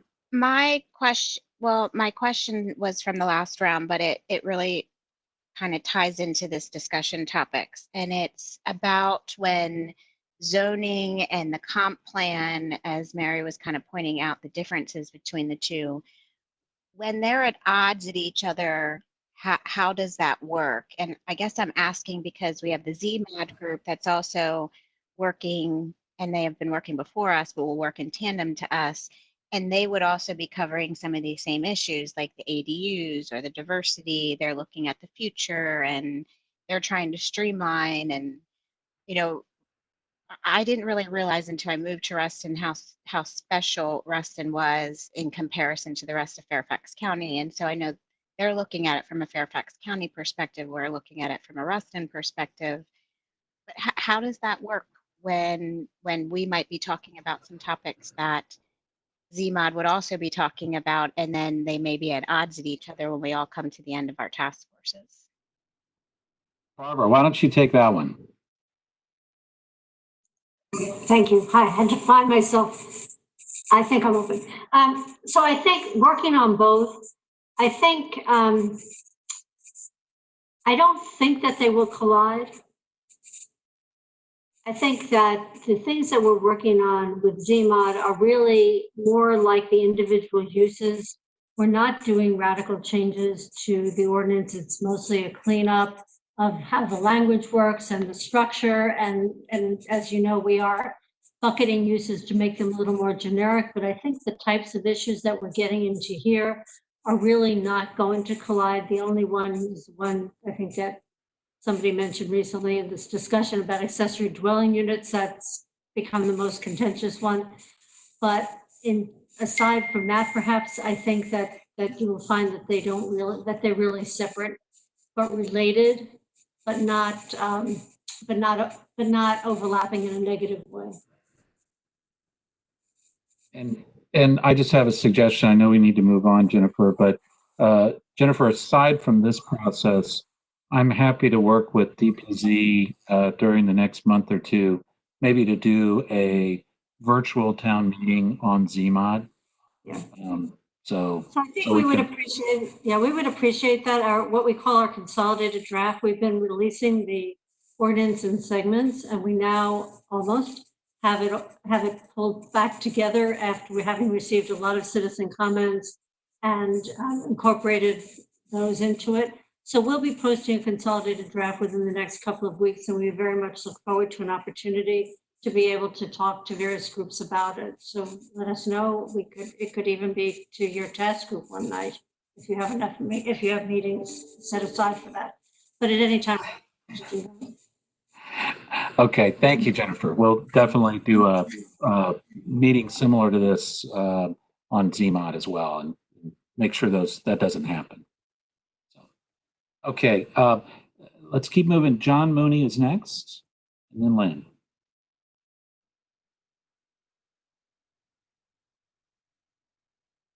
John?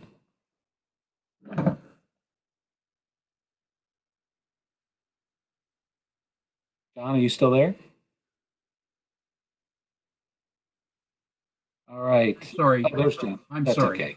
So you would like each of us to speak, or is this because my hand signal? Hand was up. Your hand was up. I've already had a chance to speak. I'll submit written comments about this. Thank you.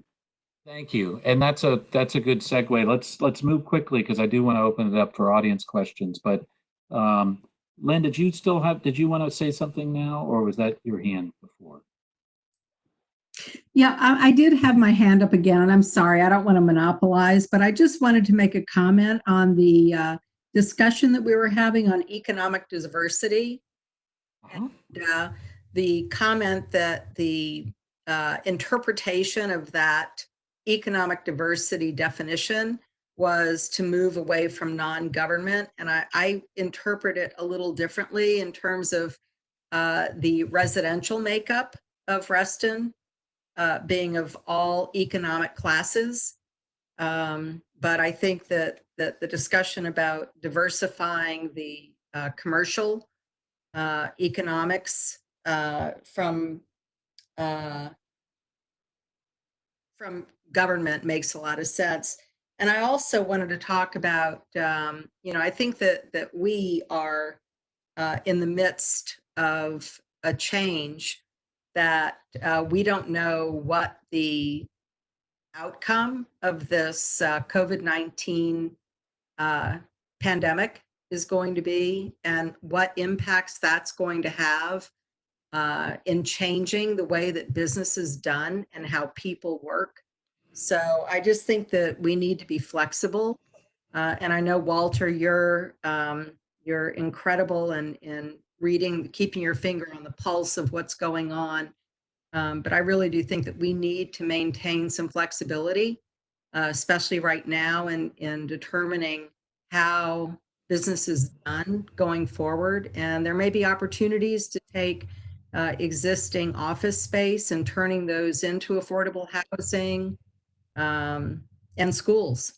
If businesses decide that there's more opportunity for their employees to work remotely. And it would also support the increase in residential construction moving from commercial. So that's all I had to say. Thank you, Lynn. Thank you, Lynn. Let's go to Michelle, and then we're going to open it up for audience questions. Supervisor Alcorn, if we could have any of the attendees who are interested in speaking, if they could raise their hand, and then we can take them in the order that their hands are raised. Yes, and to raise your hand, basically put your cursor over your screen and then click on the participant button in the middle, the person with the 3 plates, and you'll see the hand raised on the right. So, Michelle, go ahead. Sure. Hi. I would like to request again that we have a section on public health. I do think that should be a whole section and something that we just absolutely need to consider going forward and shouldn't just be an afterthought. I know that some cities have done a phenomenal job at looking at what are the available resources, and it includes not just, hospital beds, but I mean, really looking at everything that the city would need. I saw San Francisco has just redone their public health plan. And I think that we could really look at what some other folks are doing and make sure that we have that in mind as well. Thank you, Michelle. We will add that to the list for discussion at the next meeting. The other thing to build on a couple of the comments that were made, some of these topic areas are a little vague or unclear. So what we'll do is start to flush those out. And then as the task force wants to clarify that, or maybe even have a couple of subsections of those areas, we can work that out in a couple weeks. But we'll try to get some more information to go with these topic areas so we can start off with a discussion in a couple weeks on that. So it's now 8:56, 6 minutes later than I wanted, but that's okay. Let's go down. Lisa, do we have any attendees with their hands up? I don't see any hands up right now. People want to try. If you have a question, if you could please click on the raised hand. And while we're waiting for any attendees, well, I see Gary Maupin has his hand up. Gary, I know you're a task force member, but did you want to say something, Gary? While we're seeing if there are any attendees that want to say anything. Gary, you're muted if you're trying to talk. Sorry. Just to follow along with what you said, flushing some of these out, these kind of are your 9 points in less words. So if we look at those, that would help flush it out some, I think. Okay, we can do that, and add to that where we've had a couple of suggestions. Also, the Reston planning principles, to review those. That's probably another one we would want to add here.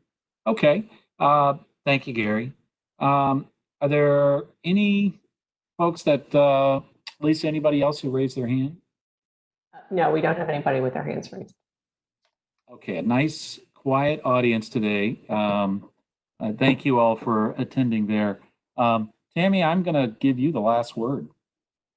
Thank you very much, Walter. One housekeeping detail.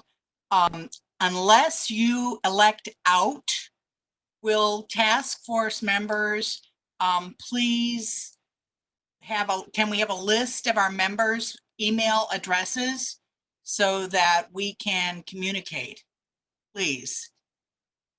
Yeah, that's, that came up at the last meeting, and DPD or Jose, did we figure out how task force members can communicate? Did we get anything on that? Okay. All right, Tammy. Yeah, let's see if we can respond to that. I know we had at least one task force member ask to not have their email address shared widely, but yeah, Tammy, we'll definitely have some sort of we'll either get you all that or have some sort of system where you can communicate. Thank you so much. That would be helpful to get things like what is a green neighborhood, the details, to people ahead of time so that they can absorb what we need to have that, etc. Thank you very much. All right, thank you. I'm sorry, Supervisor Alcorn, we have an attendee with a question. Rick Hamilton. All right, it's 8:59, but let's do one question or comment from an attendee. If you could state your name. Rick Hamilton, can you hear me? Hey, Rick, yes. Hi, how are you? Good, thank you. Very briefly, a couple of times in the course of the meeting, these things came up, and I just wanted to re-emphasize them. I'd like to see a diagram of some sort, a connectivity or whatever between this activity and other activities that are ongoing and will be ongoing, other documents, and what the hierarchy of those documents is relative to what this task force is dealing with and so forth. I think that might be helpful.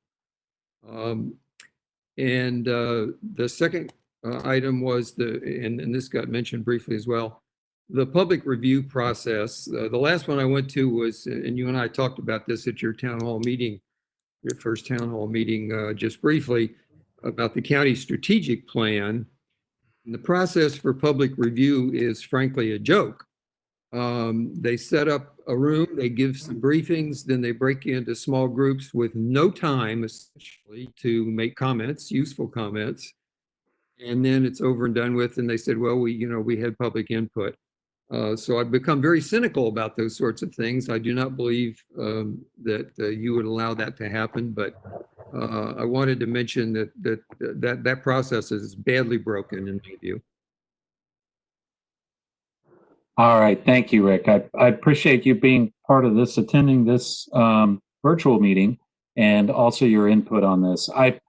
It's now 9 o'clock, so I do want to keep my promise and end the meeting here. Thank you all so much for this. We do have some homework to do, both from my office and also the Department of Planning and Development.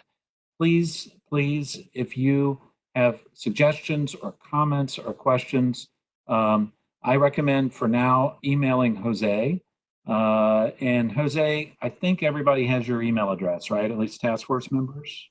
Yes, task force members and alternates should have my email. Okay. And for anyone in the public watching, feel free to contact my office at huntermill@fairfaxcounty.gov about any of this, and we'll get back to you.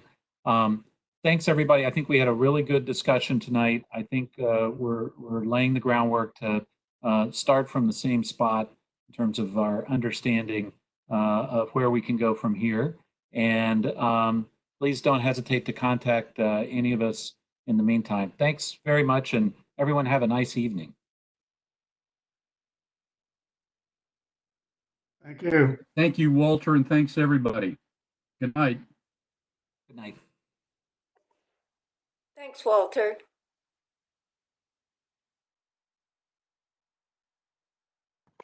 Thanks all.